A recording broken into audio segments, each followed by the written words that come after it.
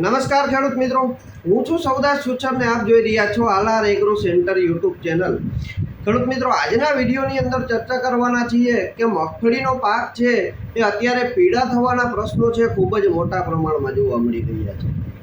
હવે મિત્રો, આ મગફળીનો પાક છે પીળો પડવાના કારણો શું છે અને કયા પોષક તત્વોના કારણે આ મગફળીનો પાક છે પીળો પડી રહ્યો છે તે વિશેની સંપૂર્ણ માહિતી આજના આ વિડીયોની અંદર હું આપને આપીશ।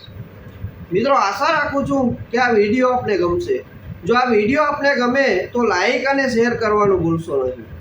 સાથે સાથે આ ચેનલ ઉપર તમે નવા હો તો ચેનલને સબસ્ક્રાઈબ કરી લેજો, કારણ કે આવા ખેતીને લગતા વિડીયો હું અવારનવાર યુટ્યુબના માધ્યમથી આપની વચ્ચે લાવતો રહું છું। તો આવો શરૂ કરીએ। મિત્રો, મગફળીનો પાક છે એ પીળો પડવાના મુખ્ય બે કારણો છે।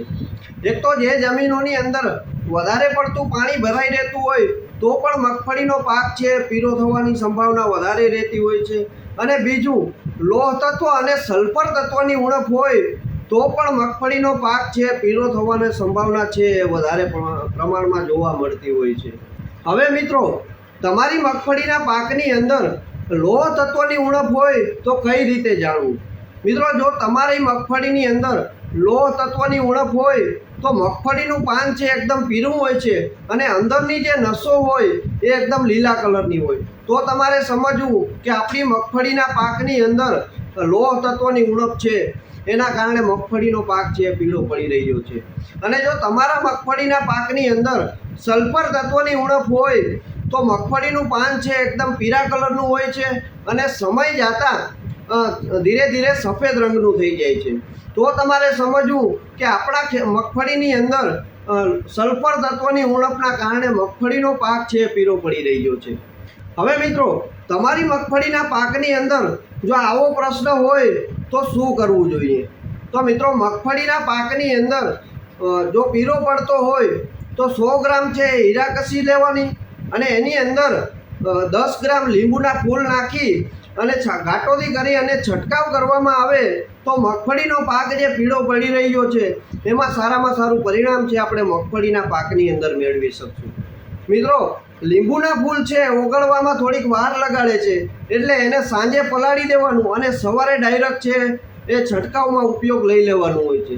અને મિત્રો, ખાસ ધ્યાન રાખવાનું, લીંબુના ફૂલ અને હીરાકસી છંટકાવ કરતી વખતે કે નોઝલ છે એ હારથી થોડીક અધર રાખવાની, કારણ કે વધારે પડતી જો નોઝલ નીચી રાખવામાં આવશે તો મગફળીના પાનમાં બર્નિંગ ઇફેક્ટ છે જોવા મળશે।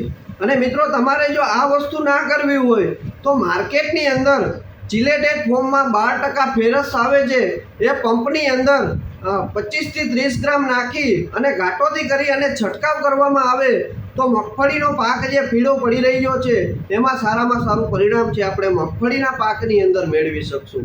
અને મિત્રો, બીજું કે મિક્સ માઇક્રોન્યુટ્રન જે આવે છે એ પણ સારી કંપનીનું લઈ અને પંપમાં 25 થી 30 ગ્રામ નાખી અને ઘાટોથી કરી અને છંટકાવ કરવામાં આવે તો પણ આ મગફળીનો પાક જે પીળો પડી રહ્યો છે એમાં સારામાં સારું પરિણામ છે આપણે મગફળીના પાકની અંદર મેળવી શકશું। તો મિત્રો, આ થઈ એ મગફળીનો પાક જે પીળો પડી રહ્યો છે એની સંપૂર્ણ માહિતી। જો આ માહિતી તમને સારી લાગે તો અન્ય ગ્રુપમાં શેર કરો અને અમારી ચેનલને સબસ્ક્રાઈબ કરો, જેથી કરી અમારા અવનવા વિડીયોની માહિતી તમને મળતી રહે। ફરી કોઈ નવા ટોપિક સાથે મળીશું, ત્યાં સુધી આભાર।